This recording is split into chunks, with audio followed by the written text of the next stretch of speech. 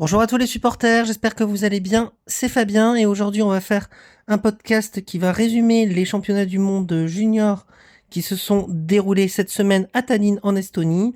On fera ensuite, comme la semaine dernière, un petit point sur les forfaits et remplacements pour les mondiaux de Prague fin mars.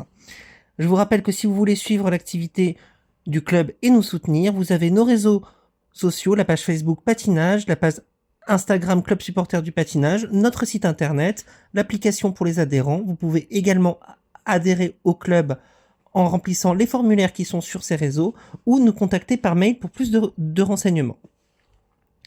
On va donc se consacrer dans la première partie de ce podcast aux championnats du monde junior qui ont lieu donc à Tallinn. Tallinn qui accueille très souvent des compétitions depuis quelques années, c'était assez récurrent. Il faudrait peut-être que ça change un petit peu pour qu'il y ait un petit turnover au niveau des villes. On rappelle que l'année dernière, par exemple, ils accueillaient encore les championnats d'Europe senior. Pour ces championnats du monde de junior, comme on pouvait s'y attendre, on a eu une domination asiatique chez les individuels et nord-américaine globalement en danse et en couple. On va faire bien sûr une analyse par catégorie, en commençant par les couples avec un doublé canadien, avec la victoire de Kemp et Lizarov, qui étaient second du programme court et qui ont fait un très très beau libre, et devant leurs compatriotes Desrochers, Trasher, qui étaient les favoris, qui ont dominé le programme court, mais qui ont complètement raté leur libre avec plusieurs erreurs, seulement 4e du programme libre, et qui donc laisse échapper le titre au profit de Kemp et Lizarov. 3e place pour les Ukrainiens, belle médaille pour l'Ukraine, on y reviendra. Ils ont fait de très beaux championnats, les Ukrainiens, avec Herrera Kopta, qui ont fait une 2e place dans le programme libre, alors qu'ils étaient seulement 5e du programme court. À noter un couple chinois très prometteur qui prend la 4e place, Chen Dong, 6e du programme court et 3e du libre, un très beau libre. La jeune fille a seulement 12 ans et demi, elle est vraiment très filiforme, et c'est un couple à en devenir, sachant que l'autre couple chinois qui était très prometteur aussi prend la 6e place. Du côté des Français, c'est un petit peu décevant pour nos deux couples engagés, même si Louise Erard et Mathis Pellegrini ont fait une bonne remontée dans le programme libre, 10e du court et 7e du libre, ils se classent 8e du général, mais on a l'impression que ce couple malheureusement plafonne un petit peu, on ne voit pas de progression sur les dernières années, c'est un petit peu dommage car ils vont passer normalement seniors dès l'année prochaine, et ils seront sans doute un peu tendres sur le circuit. Grosse déception en revanche pour Romain Télémac et Lucas Coulon, qui étaient 7e l'année dernière, qui avaient participé à la finale et qui ont connu une saison assez difficile, avec une blessure en tout début de saison, de gros problèmes de confiance et un programme assez décevant, que ce soit sur le court ou sur le long. 15e du court, il termine 13e du libre pour une 14e place finale. Globalement, le bilan est assez décevant pour les couples français dans cette compétition.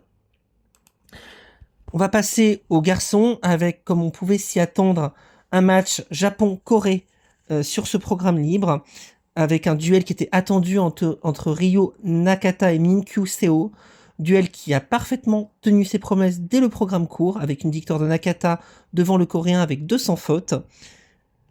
Et en 3e place, on trouvait le japonais Ebihara, qui lui s'est complètement écroulé dans le programme long avec une 12e place, il termine seulement 9e.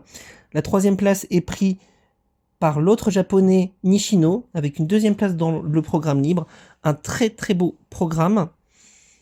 Et le duel entre Seo et Nakata, contrairement à la finale du Grand Prix, a tourné en faveur de Nakata, qui a été absolument extraordinaire dans le programme libre sur Gladiator. 2 quadruples, boucle piqué et salco, 2 triple axel, un programme maîtrisé du début à la fin avec une grande confiance, une très belle glisse, une belle interprétation. Il score un record du monde junior sur le total et sur le programme court. Franchement, bravo, il a conservé son titre de l'an dernier, il sera à suivre dès l'an prochain chez les seniors et candidat dès sa première saison senior à un podium mondial. Minkyu Seo prend donc la 2e place, contrairement à la finale. Il a été en difficulté dès son premier saut sur le programme libre, qui était très beau sur Muse Exogenesis, une musique très utilisée en patinage. Chute très dure sur le quadruple salco où il a frôlé la balustrade. Mais il a ensuite su se reprendre et dérouler un très très beau programme.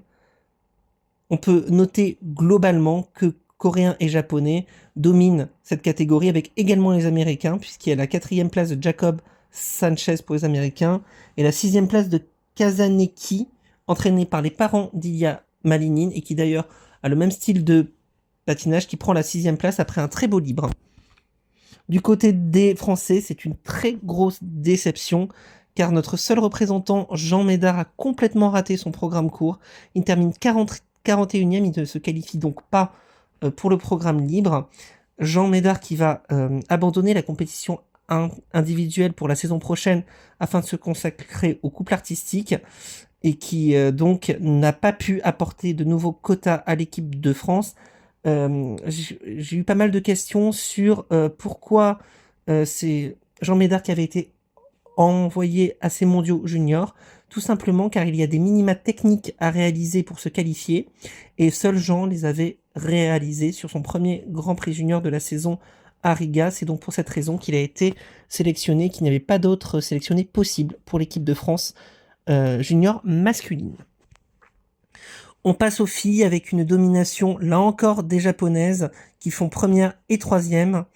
On peut que s'incliner devant Mao Shimada qui remporte son 4e titre mondial junior consécutif.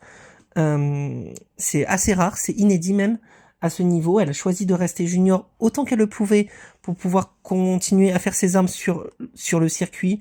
Et ce titre, peut-être plus que les autres, est vraiment très marquant car ça a été un acte de courage de participer à ce programme libre. Elle s'est blessée le matin lors de l'échauffement, elle n'arrivait plus à sauter ni le triple axel ni le quad, et pourtant, après avoir dominé très nettement le programme court, elle réussit un excellent libre avec un triple axel, une erreur sur une pirouette, c'est pour ça qu'elle n'est que 2e du programme libre, mais elle a tenu le choc tout au long de ce programme. Elle s'est battue, elle est d'ailleurs très très émue lors des résultats. Bravo à elle, parce que franchement, vu l'état dans lequel elle semblait être, c'était pas facile de remporter cette compétition. 2e place, et c'est une première pour l'Australienne Anna Batts, 3e du programme court, qui a gagné le libre avec notamment 2 tentatives de triple axel. La première en combinaison triple axel, triple hook piqué, assez rare chez les femmes, et la deuxième qui a été retournée. Mais sinon, le programme était très très bien réalisé, Elle devance la japonaise Mayuko Oka, 2e du programme court, qui a un peu craqué dans le libre avec une chute et un retournement.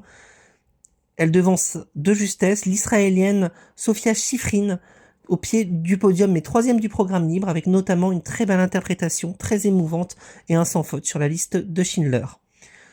Du côté des Français, là encore c'est une déception, puisque Stefania Gladki, qui était engagée, double championne de France senior et 5e l'année dernière des championnats du monde, visait le top 5, voire le podium. Malheureusement, malgré 2 programmes en apparence très propres avec 200 fautes, c'est seulement une 16e place pour Stefania, très très sévèrement pénalisée par le panel pour des sous-rotations de saut ou des suspicions de sous-rotation, également des fautes de quart sur les flips. Stefania, on peut le dire, n'a pas été ratée par le jury. Elle a beaucoup grandi, c'est vrai que ça a un petit peu affecté son timing et ses rotations. Maintenant, est-ce que ça justifiait toutes ces dégradations ? Difficile à dire, en tout cas c'était très sévère et elle-même ne semblait pas trop comprendre ce qui lui arrivait. On peut noter la grosse remontée de la 3e japonaise, Mei Okada, 24e et donc dernière qualifiée pour le programme libre, qui termine 5e de ce programme libre avec un très très joli score de 124 points. 5e du libre, elle remonte donc à la 10e place du général.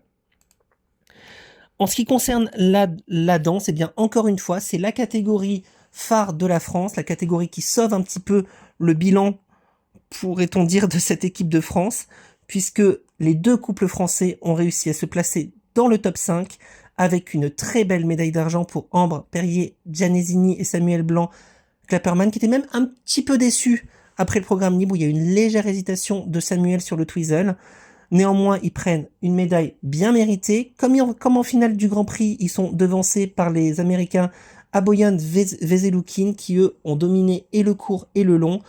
C'était très serré sur le programme court avec seulement 15 centièmes d'avance pour les Américains. En revanche, sur le libre, ça a été un peu plus net avec 2 points d'avance pour le duo américain, qui devance sur le libre les Ukrainiens Pilgaina Koval, qui eux ont très très bien patiné sur ce programme libre sans aucune erreur et qui sont 2e du libre juste devant les Français. On peut noter la très belle 5e place de Dania Mouaden et Théo Bigot, qui sont en progression très constante depuis 3 ans. 6e du cours, c'était un petit peu décevant, ils ont été assez sévèrement noté. Ils terminent 5e du programme libre et du général. C'est très prometteur pour eux, très prometteur aussi pour la France, puisque si Ambre Sam devrait normalement passer senior, Dania et Théo vont rester juniors et seront normalement accompagnés par 2 autres couples l'année prochaine, car grâce à ces résultats d'ensemble, la France obtient 3 quotas en danse pour la saison prochaine. Voilà ce qu'on pouvait dire donc pour les championnats du monde junior. En ce qui concerne les championnats du monde senior qui auront lieu à Prague en fin de mois, bien comme toujours en saison olympique, il y a des désistements, il y a des forfaits, et là on a appris cette semaine un forfait de très grande importance, puisque c'est à nouveau un champion olympique qui se désiste, à savoir une championne olympique avec l'américaine Alyssa Liu, qui après une saison bien chargée avec une victoire en finale et le titre olympique, a décidé de faire l'impasse sur ces mondiaux pour se reposer. On devrait la retrouver la saison prochaine. Elle sera remplacée par Sarah Everhart, la jeune américaine. Également un forfait possible, je dis possible car pour l'instant rien n'a été confirmé officiellement. Ce serait un forfait des Américains aussi, Chuck Bates, 2e en danse au JO, qui donc ferait l'impasse sur les mondiaux car Madison serait enceinte. L'information aurait fuité sur les réseaux, mais rien n'a été confirmé officiellement. Ils sont toujours sur les listes officielles. On attend donc un peu avant d'officialiser leur forfait. Ils seraient remplacés dans le cadre d'un forfait par Green Parsons, qui font également une très belle saison. Voilà ce qu'on pouvait dire sur les nouvelles actualités pour les mondiaux. Les actualités vont sans doute arriver au fil des semaines. Il n'est pas exclu qu'il y ait d'autres forfaits, d'autres remplacements. Nous vous tiendrons donc au courant, soit via le bulletin, soit via un podcast. Je vous remercie pour votre écoute. Je vous dis à très bientôt pour un nouveau podcast. N'hésitez pas à nous suivre et à nous soutenir sur nos réseaux. Je vous souhaite une très bonne semaine et à très bientôt. Au revoir.